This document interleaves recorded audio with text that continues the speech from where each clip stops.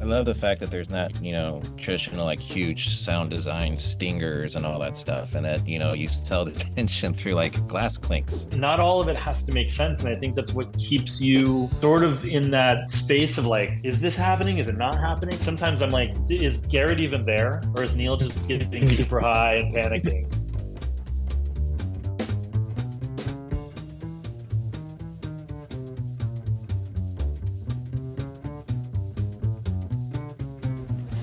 That's something pretty cool.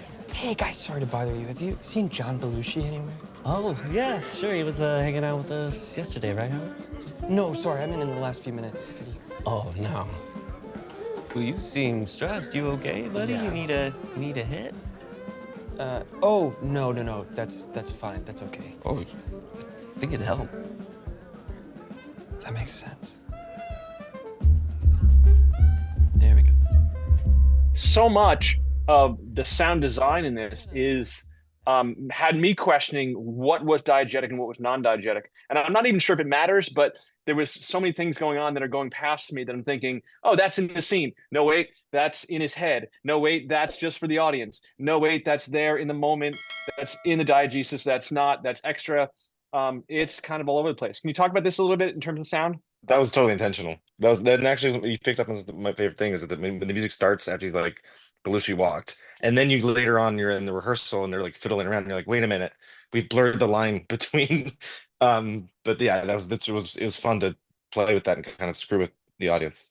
I love the fact that there's not, traditional like huge sound design stingers and all that stuff, and that, you tell the tension through like glass clinks and whiskey glasses. Mhm. Just so great because it's like it's just unexpected, but again, really puts you in his head. It's kind of gets muffled, as he gets closer to, Gilda and Billy. And that was all Shane's like he came up with the idea of going inside his head and getting in the world going muffled. Everyone came up with like different stuff between the Will doing the big boom of the lights falling, and then and Shane, I think you were also like, let's put like I'm John, and we're all just like spinning it around. And Yeah. it was Yeah, a we lot were of fun. layering like Belushi more. Adding that in, yep, and adding the line for Neil, the new one, please hold this when he hands it to the page.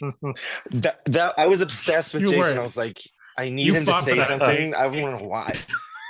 I don't know why, because I just wanted everybody to track what happened to the glass for some reason, and it was like a quiet moment. So I was like, he really should just say, "Please hold this," and it was a joke that cracked me up. That I was like, I always like the fact advocating for. that Nathan's gonna go off and do a short about the story of the glass as a spin-off.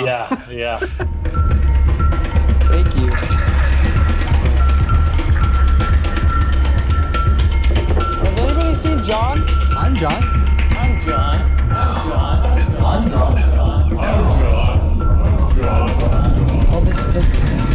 In general, I think it's probably one of my favorite sections of the film, and it's fun because we have the piece of score that takes Neil in is from some of that, actually from some of the stuff when John, his musicians is playing. It's like the drummer and the guitar player just jamming, and I think Nathan, you may have found that piece, as well as the piece that's playing in the departure lounge when he's asking Paul Schaefer and Howard Shore, they know where, if he knows where Belushi is, and that's some of the just John jam stuff, but we made it feel diegetic. But is it score, is it diegetic? And then we come into this great needle drop, and Jason found all this amazing 70s Brazilian percussion stuff that is so cool in the film. Have you seen John Belushi? Have you guys seen John? Neil, who do you think I am? Human Bumblebee. No, man, I am talking about what is my identity on the show? Don't ask me that right now.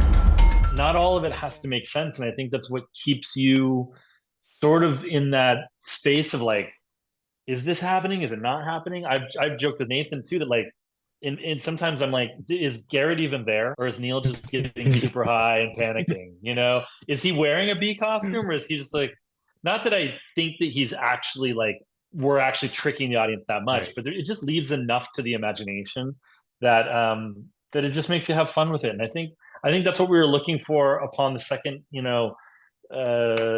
pass on this film, when after Nathan had worked so diligently on set to assemble things really quickly for Jason, and I was doing what I could to help out in the background, but we had this assembly so quick and the script was so defined that you would lay down the runway and And then it was the second one was like, well, how do we have more fun and how do we get more inside of these people's experience? And sound was a really great way to do it on that. And I remember that feeling like we could just have a lot of fun here and play with a lot of unique little unexpected turns. And again, keep the audience guessing what's going to happen next and what's going to happen next. Hey, have you guys seen John Belushi? Hey, kid, why are you holding your face like that? Why are you shouting? Are you okay? I don't know. I can hear my own blood. Am I gonna be okay? Don't ask her. She's a nymph, not a nurse, kid. I know that! Look, should I be worried? About Neil? No, fuck Neil. About my act. I can't get a straight answer out of Lauren. Billy, your family. Neil? Neil?